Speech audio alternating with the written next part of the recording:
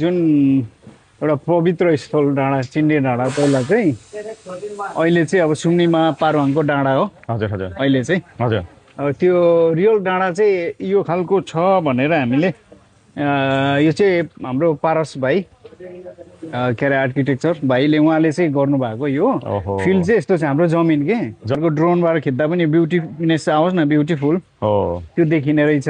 हजुर अनि जस्तो अब यहाँ पार्किङ भयो भने हामी अन्डरग्राउन्ड यहाँबाट चाहिँ मान्छे पस्ने हो अन्डरग्राउन्ड। ओहो अनि बिचबिचमा झ्याल पनि हुन्छ सिसा मान्छे ऊ हुन्छ नि त यहाँबाट हजुर भित्र गुफा जस्तै भएर आउँछ अनि आएर आएर यहाँबाट चाहिँ निस्किने हो वाह छ क्या।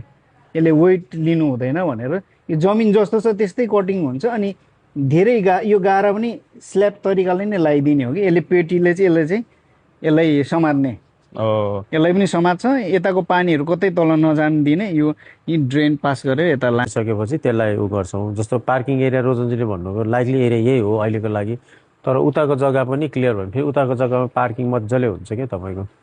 अनि एन्ट्रेन्स पनि अलिकति अहिलेको एन्ट्रेन्सभन्दा अलिकति तल सारेर चाहिँ मेजर एन्ट्रेन्स त्यहाँ हुन्छ। यहाँ चाहिँ सुम्निया पारुहाङको एन्ट्रेन्स चाहिँ यहाँ हुन्छ है फेरि अर्को गेट चाहिँ क्या तपाईँको मेन गेट चाहिँ जुन एउटा पवित्र स्थल डाँडा चिन्डे डाँडा पहिला चाहिँ अहिले चाहिँ अब सुम्निमा पारुहाङको डाँडा हो। हजुर हजुर अहिले चाहिँ हजुर अब त्यो रियल डाँडा चाहिँ यो खालको छ भनेर हामीले यो चाहिँ हाम्रो पारस भाइ के अरे आर्किटेक्चर भाइले उहाँले चाहिँ गर्नुभएको यो फिल्ड चाहिँ यस्तो छ हाम्रो जमिन के जग्गा चाहिँ जुन यो बाटोदेखिको माथि मात्र यहाँ यता यहाँ देखियो होला। हजुर हजुर यो बाटोदेखिको माथिको चाहिँ यो बाटोभित्रको हजुर यो ग्राउन्ड यो टर्निङदेखि यता हो ए हजुर त्यस्तो छ।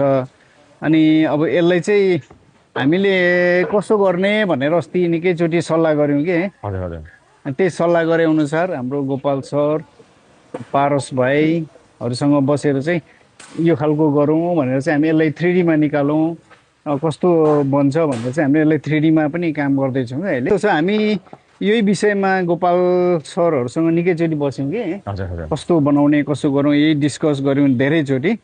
अनि 3D बनाऊ न त्यो एउटा क्ले मोडलिङ गरेर भन्ने भयो। क्ले मोडलिङ गर्दाखेरि कस्तो रूप आउँछ त पहिला हेरौँ न भन्ने भएर हामीले पहिला यो अगाडि नै हामीले चाहिँ यसले प्लानिङ गऱ्यौँ। हजुर अनि त्यही अनुसार चाहिँ मैले यसलाई माटोको ढिस्को उठाएर यो नर्मल रफली यसलाई मैले कटिङहरू गरेर गरेको छु। यो चाहिँ अब अझै यसलाई हामी अब कसो गर्ने कता भत्काउने फेरि कता गाह्रो लाउने अनि कसो गर्दा हुन्छ अहिले नराम्रो देखेकोले हामी यसलाई सपार्न मिल्छ नि त अनि त्यो काम गर्छौँ। अहिले चाहिँ अब लगभग यो मैले रफली कटिङ मात्रै राखेको जस्तै यतातिरको अघिको रफ देखिनु